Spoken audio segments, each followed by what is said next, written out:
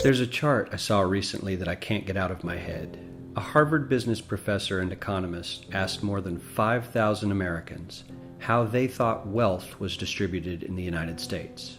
This is what they said they thought it was. Dividing the country into 5 rough groups of the top, bottom, and middle 20% groups, they asked people how they thought the wealth in this country was divided. Then he asked them what they thought was the ideal distribution. And 92%, that's at least 9 out of 10 of them, said it should be more like this. In other words, more equitable than they think it is. Now that fact is telling, admittedly, the notion that most Americans know that the system is already skewed unfairly. But what's most interesting to me is the reality compared to our perception.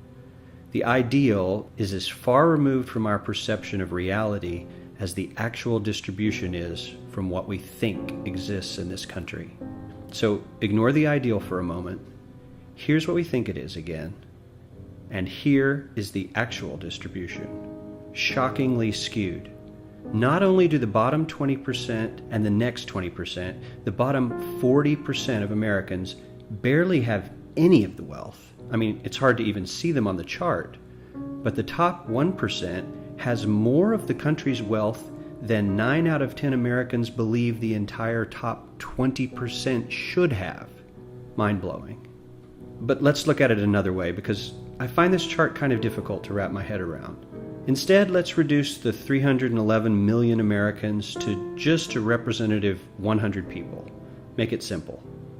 Here they are: teachers, coaches, firefighters, construction workers, engineers, doctors, lawyers, some investment bankers, a CEO, maybe a celebrity or two. Now let's line them up according to their wealth. Poorest people on the left, wealthiest on the right, just a steady row of folks based on their net worth.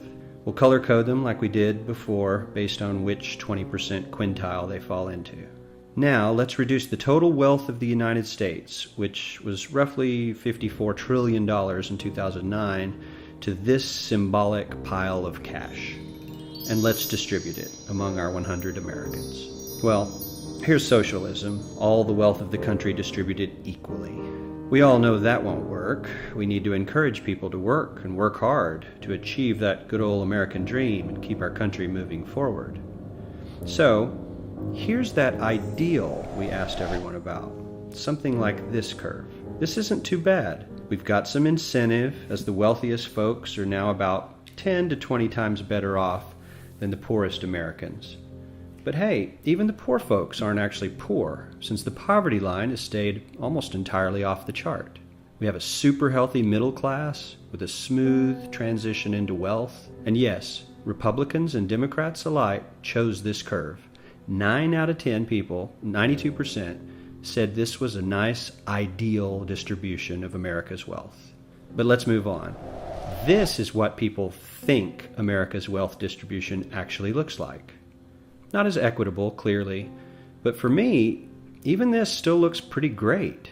Yes, the poorest 20 to 30% are starting to suffer quite a lot compared to the ideal, and the middle class is certainly struggling more than they were, while the rich and wealthy are making roughly 100 times that of the poorest Americans, and about 10 times that of the still healthy middle class. Sadly, this isn't even close to the reality. Here is the actual distribution of wealth in America. The poorest Americans don't even register. They're down to pocket change, and the middle class is barely distinguishable from the poor. In fact, even the rich between the top 10 and 20 percentile are worse off. Only the top 10% are better off. And how much better off? So much better off that the top 2 to 5% are actually off the chart at this scale.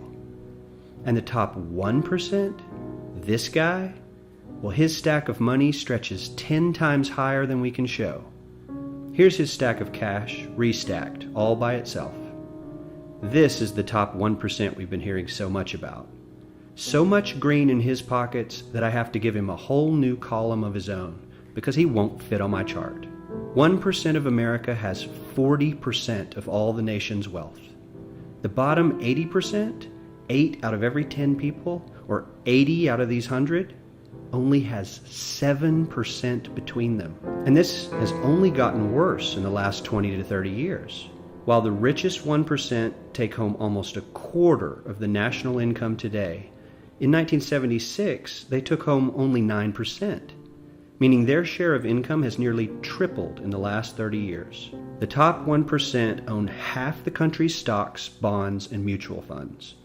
The bottom 50% of Americans own only 0.5% of these investments, which means they aren't investing. They're just scraping by. I'm sure many of these wealthy people have worked very hard for their money, but do you really believe that the CEO is working 380 times harder than his average employee? Not his lowest paid employee, not the janitor, but the average earner in his company. The average worker needs to work more than a month to earn what the CEO makes in 1 hour. We certainly don't have to go all the way to socialism to find something that is fair for hardworking Americans. We don't even have to achieve what most of us consider might be ideal. All we need to do is wake up and realize that the reality in this country is not at all what we think it is.